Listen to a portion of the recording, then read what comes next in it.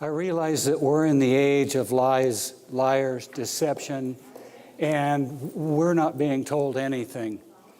When I first became aware of the chemtrail program, I called all kinds of people. I called the congressman, I called the weather stations, I called almost everybody. Nobody knew anything. Nobody could tell me anything, and I thought, well, that's really strange. I mean, I worked for a government agency. I was working for the California Department of Fish and Wildlife, before. I spent 38 years with them. And anyway, I was also a weather observer in the Air Force. One week of watching the skies, when I really became aware, I knew right away it was a spray program. And there's a number of reasons I know that. First, I want to talk about one of the biggest lies, and that's contrails. When I took weather in the Air Force, the historical definition is what I saw and was taught. And that is that contrails are formed by hot jet exhaust melting ice crystals, and that they refroze very fast. These weren't. These were staying in the sky. So this was a whole new phenomenon for me. And then you realize that clouds from jets, they're not natural. Our new jets, you shouldn't be having any exhaust at all coming out of them. So they shouldn't exist from the beginning. And then you look at the little trail up at the top on the right. That trail is fairly heavy, and it's about 6 times the historic appearing contrail. It's really long. The old ones were only 2 or 3 planes long in length, and they disappeared really fast. So if contrails are persistent, they have additives. If there's any trail at all, they're sprayed. So jets turn into clouds or haze. And the other thing is, to stay in the sky like that, they have to be nano-size, not to fall out of the sky so fast. And one of the things you learn in weather, or I learned in weather, now I haven't checked the latest weather books. I have looked at NASA's cloud charts and have been totally amazed at how many of their new clouds are based on HAARP and this technology. All of it. So the weather fact is that cirrus overcast creates greenhouse effect and increases global warming. And as I'm watching these overcasts day after day after day, I'm realizing that, this could be the cause of almost all of our global warming. Just the clouds, not going into what they're made of or anything else, but just the fact that they exist and they're up there. And interestingly enough, I know the climate scientists are all they're talking about spraying sulfur and imitating volcanoes and all that. But what amazes me is that they can be looking at this, and their proposals actually in the earlier days mimic this very program that's been in operation. And even NASA admitted in 2005 that persistent jet contrails form man-made clouds. They trap warmth in the atmosphere and increase global warming, contribute to the long-range changes in Earth's climate, and affect natural resources. So that persistent jet contrails, it's a new definition of contrails. And NASA has now classified them as clouds. Again, I'm totally amazed at that. So there's subterfuge in that. It's not true, and we're all being fed excuse me? It's a huge con. We're all being really seriously taken advantage of. And let's see, I said that. I have a lot of pictures of, I sit out in my yard with my wolf dogs, and I didn't wear this just by chance. This is my male.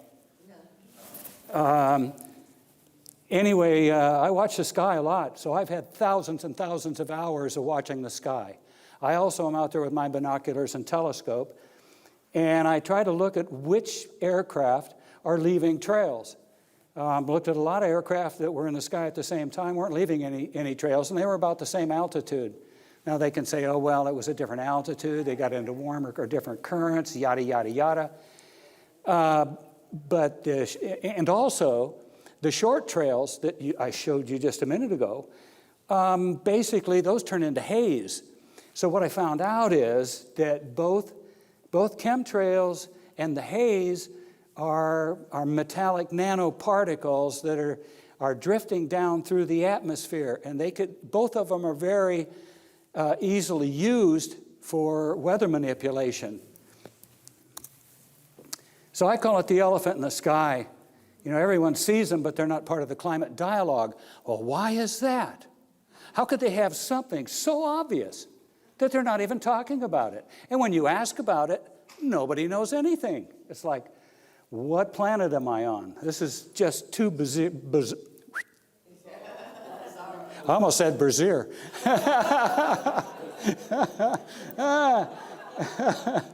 Yeah, obviously, this isn't all from the jet engines. And what I also found out is that there are vent tubes that come right back, and they're shy of the exhaust of the jet. Some of the new stuff, they're actually running through the jets. But most of the time, they have their exhaust ports right next to the jets, so that it blows through the jet engine. And they want to get that temperature of the exhaust up to 540 degrees, which makes nanoparticles out of them. The jets will do that for them. So they can take any kind of mix and run it through there, and it'll nanosize it. And if you have, and again, the Air Force does talk about owning the weather by 2025. I'll repeat what was said earlier. So cloud cover plus radio waves, or HAARP, is weather geoengineering. In fact, without HAARP, it's still geoengineering. This isn't the clearest of pictures that I have, but it was obvious, and I'm watching the aircraft, that they do turnarounds. These aren't commercial aircraft. You know, they don't do this. And what the other things is that most of the aircraft that I've seen are unmarked. They're either KC-135, C-141s, or other aircraft. They fly in military airspace and civilian airspace, because I know where I live where the military airspace is, so I can watch them. They fly in grid patterns. They do, well, I said turnarounds. You'll see 4 to 6 at a time. In fact, like today, there was a whole fleet out there spraying us today. So you also have variable cloud types and nuclei. As a matter of fact, I know Dennis Kucinich's Space Act, they basically talked about chemtrails, which is the first time I ran into that term, or atmospheric aerosol geoengineering. And HAARP. Well, HAARP is a scalar weapon against some of Tesla's technology. And the government first denied it, but now they admit, well, we're testing. Oh, are they testy? We've got quite a number of tests. Anyway, when I was going to New York in 2007, I flew from San Francisco to New York, and I saw a cloud and haze plasma envelope, which is if you have metallic particles falling through the air and you have a cap on it, you have a plasma environment. That is a plasma environment. And it extended from 35,000 feet to the ground. I didn't think it was possible. I was absolutely amazed. And then you look at these cloud lines that are laid out, there's different clouds. There's different nuclei. So there's a whole mix of things that isn't natural at all. And then I started asking, what happened to our normal weather fronts? Before, you'd get cirrus coming in above and then the other clouds following it, and you had a whole cloud system that would work into the area. And I thought, well, if they're changing the weather, if they're changing the wind, the biologist in me said, you're changing the natural conditions of the winds, the water precipitation, all of the things that all the plants and animals and us evolved with. And when you start altering that, that then starts leading to extinction. And we are right now in the middle of the 6th global extinction. I wonder, did their sprayers get clogged on this one? I don't know. Changing tanks? Again, they're beautiful, but they're deadly. These things are killing us. And all the clouds in this picture were made by jets. I've seen them come in and start spraying, and within a half an hour, the entire sky was covered. Really, they can spread out really fast. Well, I've seen a lot of pictures, and they were saying, oh, yeah, well, this is HAARP. I don't think this is HAARP. A created hole, it's round, and I think it's either an explosion or a laser hit from space. Again, I put a HAARP question mark, but I don't think it's HAARP. I'll show you one in a minute that I'm certain is HAARP. Here's another one of that. And it looks like the fireworks explosions. Leave a little cloud of material in the sky after they explode. And if they'd been in a cloud, they would have created a round hole like that. And obviously the other one is a chemtrail through the middle of it. I'm not sure, this is again their testing. I'm not sure what they had in this. Polymers maybe? Anybody? Ice nucleation. Okay, ice nucleation. And ice nucleation is something that we could, if we got control of HAARP, refreeze a good part of the Arctic and where we're getting most of the methane discharge right now. So this could be a tool if it's in the right hands. Fibrous snow. I hadn't seen that before. The military admits spraying. The Department of Defense said there's millions of tons a year. And USAF uses aluminum or chaff because it has high electrical conductance and 10 times the reflectivity of sulfur. Why would they want that? Unless they're using it with something else, and which is a HAARP magnifier. So the force multipliers. And the military never admits any other biologicals or chemicals in their product. So what are they spraying? What do the tests show? Francis Mangels, well, here, let me start with this. Rosalind Peterson and I got a copy of the California drinking water records. And they were so confusing, the way they were written, that you couldn't tell anything off of them. We had to have a computer person create a program so we could read the damn things. I mean, it's honest. And anyway, when we did the California records in 1987, every drinking water supply in California were contaminated with the metal compounds. We found aluminum, barium, strontium, boron. I didn't put them here, lead, radium. There's a whole lot of other things that I didn't list here. And most of these were first-time occurrences and had to be related to aerial sources. There's no other way they could have all been inoculated in the same year. And the wrinkle in this is aluminum doesn't occur naturally in a free form. So it has to be manufactured. Oh, and they were talking about coal ash. And the gentleman that was talking about coal ash, I think he was right on. The metals that we found so far in testing match pretty close to different levels of fly ash. And interestingly enough, all of the coal-burning plants have reprocessing areas associated with them. And what they're doing is reprocessing the fly ash, adding water to it in a slurry, and they're shipping it in tank cars. So there is water going into it, along with the particles. And Mount Shasta data here. And this was aluminum. Normal is 0.50 micrograms per liter. That's really small. The maximum in drinking water is 50,000 micrograms per liter. The snow on Mount Shasta is 61,000 times micrograms per liter. And the federal action is supposed to be required at 1,000 micrograms per liter.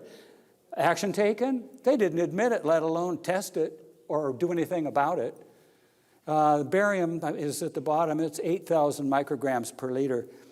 Now, there were some other things involved in what they were running through these engines. I don't really have time to talk about those, and they're interesting. Then the other thing that really concerned me as a biologist was the forest soil pH. All the plants and animals, all the plants particularly, get used to certain pH values. And that tells the distribution of where they're going to grow.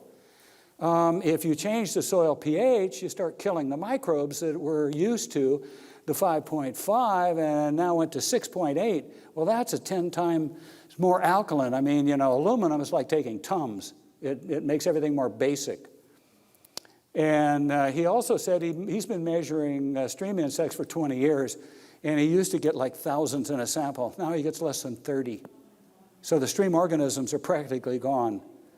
And so that's severe aquatic ecosystem impact. And I took these, and I used lichens because lichens are one of the materials that you use to test for pollution. And I take all of my tests, like Francis did, to an analytical lab for analysis. I don't do them myself. I wanted them certified. And the lab's examples or the findings, all of these should be 0.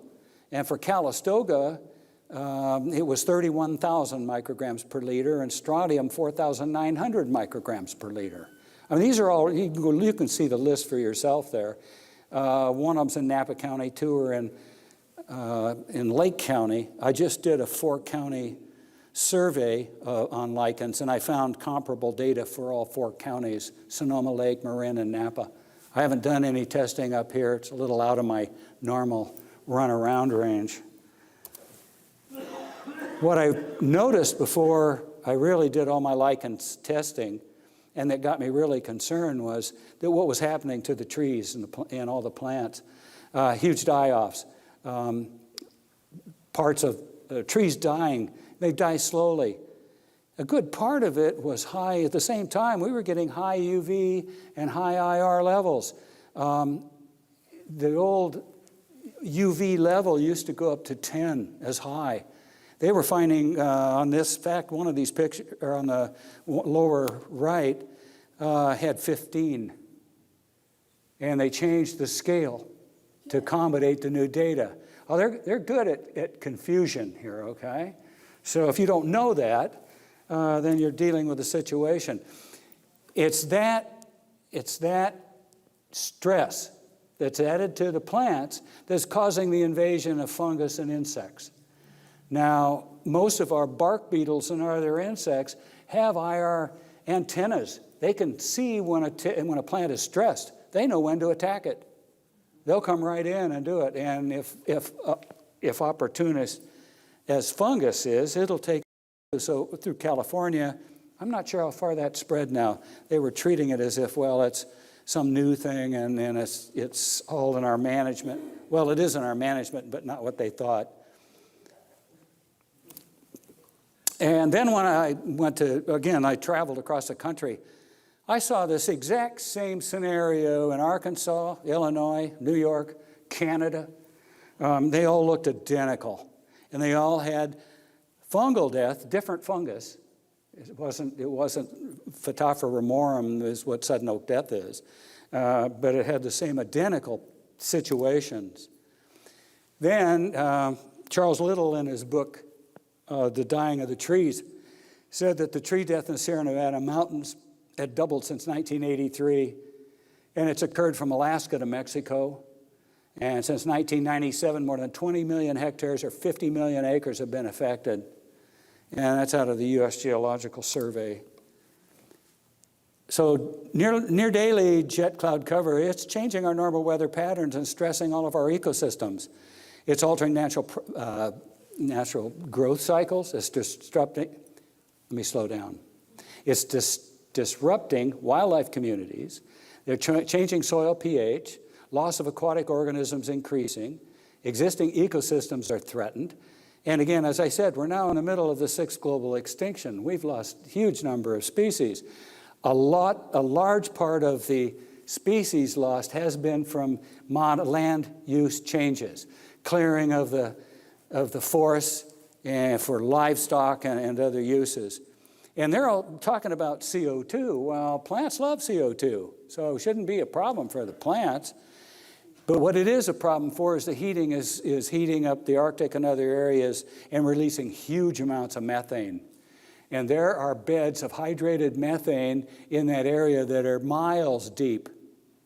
Huge, huge. So this isn't going to go away. This is going to get worse. Then I went to the other half of it, which is HAARP, the High Frequency Active Auroral Research Program. Well, research my butt. It's not research. They're trying a lot of different things, but they're doing it for their same purposes. And I found it interesting in Holes in Heaven video. If you haven't seen it, you need to see it. It really explains HAARP well. And they basically said, we can do what the sun does. So HAARP is a solar generator. They can heat up the magnetosphere thousands of degrees. And after this video, they turned it over to the military, which got me thinking, what's meant by solar radiation management? So the term implies that they're managing effects of the sun. But if HAARP can mimic the sun, they can use this all for weather warfare, which they've been demonstrated to have done. But this is kind of how it works.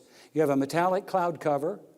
You have metallic particles drifting on down through the atmosphere and into a plasma envelope. They can take HAARP and they could either heat up or cool the atmosphere itself, depending on what waves they hit it with, what frequencies they hit it with. They say, well, it's to get in contact with their submarines, and it's ELF waves, and communicating with the Earth and Earth tomography. One of the tomographers on this said, we could do that with 65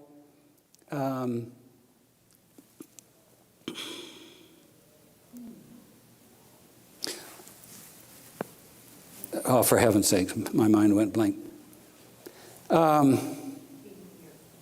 Excuse me? I was just going to say, heating the Earth with 65. 65 watts. Yeah, watt. Thank you very much. Gee, I couldn't remember what it was.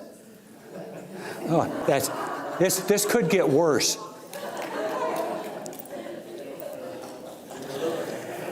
The HAARP array in Alaska has 1 billion watts in the last expansion. And as I was following well, they can also move the jet stream with this. And as I've been following the weather, somebody said, yeah, there's a new HAARP array down on an island off of Baja. And I went on Google Earth and I found it, and it's 5 arrays. And they're all bigger than Alaska. It was on an island off of the ocean side of Baja, about halfway down. I'm sorry that I didn't take a screenshot when I was there and looked at it. I went in the next day and it was fogged. Okay, I went, oh, you guys are too quick. Actually, they're really smart, and it's trying to outfox them is where we need to be. Now, this is a really interesting picture because this was taken off the Norway HAARP antenna. And supposedly they shot down a Russian missile with it. But Russia was in on the test because Russia also has HAARP. And they can use any frequency.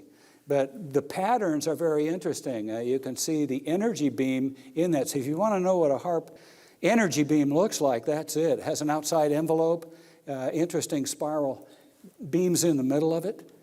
And this was taken by a U.S. tourist. Also, what they can do is they call a Tesla dome. They can warp the atmosphere out miles. They said, well, this is for missile defense. Well, what happens when you push the atmosphere out? You have other stuff coming in. So I'm not sure of the full effects of it, but I don't think it's such a good idea. Now, this is a picture I took in Santa Rosa that I am certain are HAARP pressure waves. When you looked at them from the bottom, they were like this in concentric circles. I went, well, I can see the wave pattern. The clouds are showing me the wave pattern. And then this came out. They took down the HAARP website that you were talking about earlier to conceal the evidence that the U.S. weather modification and earthquake-inducing warfare. We've been using this against foreign states. So we've been doing warfare with it already. Oh, surprise, surprise. Well, who is they and why? Well, they are the United States of America Corporation, okay? They're also known as the military-industrial complex, or military, bankers, and industrialists. They basically took control of our money in 1913 when they convinced Woodrow Wilson that he needed to sign the Federal Reserve Act, and they would elect him president. They did. He said he would. They did. He did.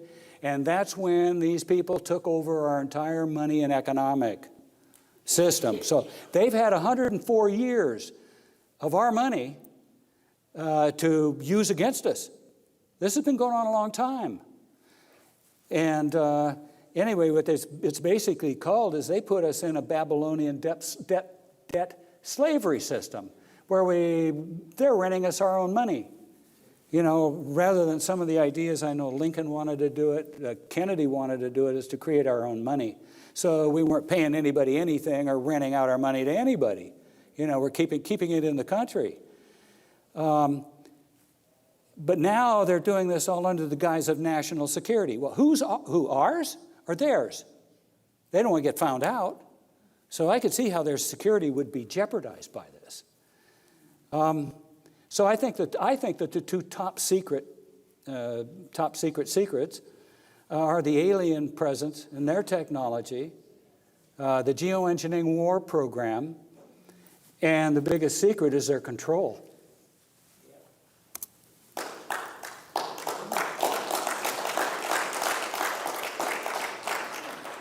Now, if you haven't read this, I'd recommend you do. Kennedy's Last Stand. Michael Sala, Dr. Sala wrote a very interesting presentation with it. And the two crashes in Roswell were real, okay? So Truman created Majestic 12, which was to manage the alien situation, as he called it. And the CIA was created to work for MJ-12. They don't work for us. Okay?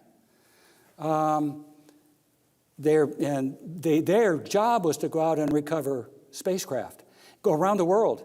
And supposedly they've obtained over 38 different aircraft, and they've been doing reverse engineering on those for a long time, Area 51 and Area S4 in Nevada. And then Eisenhower made the mistake of giving them autonomy, and why he did that, I'm not sure. But when they did, that's when they branched off as the secret government. They didn't have to report to Eisenhower anymore. And when they didn't give him information, he threatened them with the First Army. He said, you either tell me what you're doing, I'm going to bring the First Army in, and we're going to neutralize you. Well, they gave him information. Kennedy and Eisenhower spent a lot of time together. And Kennedy was familiar with all of this. And he even went into Germany with... I can't ever remember this, Navy secretary at the time. The one who was killed? Forrester, yeah. Forrester wanted him on his staff, and Kennedy said, no, he wanted to run for office. But Forrester took him to Germany with him, and they actually saw a UFO that the Nazis were working on, as well as all the missile systems. And it wasn't too long after that. Well, actually, what Kennedy tried to do was to bring him under the auspices of the presidency, and they killed him for that. So I know that because E. Howard Hunt, who was the CIA Watergate burglar, he confessed on his deathbed that he was a bum in Dealey Plaza for the killing of Kennedy, which they called the Big Show. And that's when the secret government expanded into its international size. One of my heroes, and this was shown earlier, was Ted Gunderson, former head of the FBI. And, well, he was in a lot of different offices, but he was in Los Angeles last. And he basically said they were known as, in fact, this is the other place I heard chemtrail term used. The death dumps, otherwise known as chemical trails, are being dropped and sprayed throughout the United States, England, Scotland, Ireland, and Northern Europe. This is poison.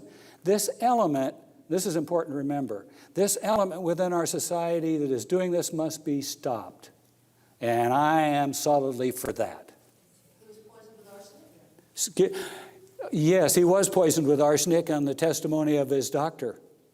And nobody knew how he got the arsenic. So I'm sure they killed him too for it. And there have been huge numbers of whistleblowers that have all been executed for blowing the whistle on these people.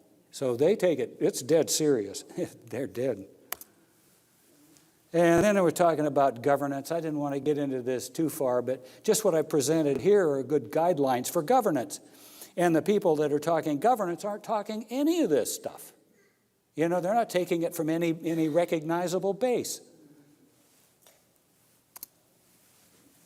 I love Nikola Tesla, and I love this quote, "Science is but a perversion of itself unless it has, as its ultimate goal, the betterment of humanity." And Tesla was a real patriot and a humanist. So save the earth, stop using fossil fuels, stop chemtrails or justify. You know, it's time for the truth. We really need to hear this. So I'm really hoping they have a plan B, because I don't like plan A as it's coming along. And they need to ban HARP as a weapon, but again, there could be beneficial uses to these things if we get control and know what they're doing. But we have to get control of that. We need to restore our Constitution, and we need to restore the natural environment. So, thank you.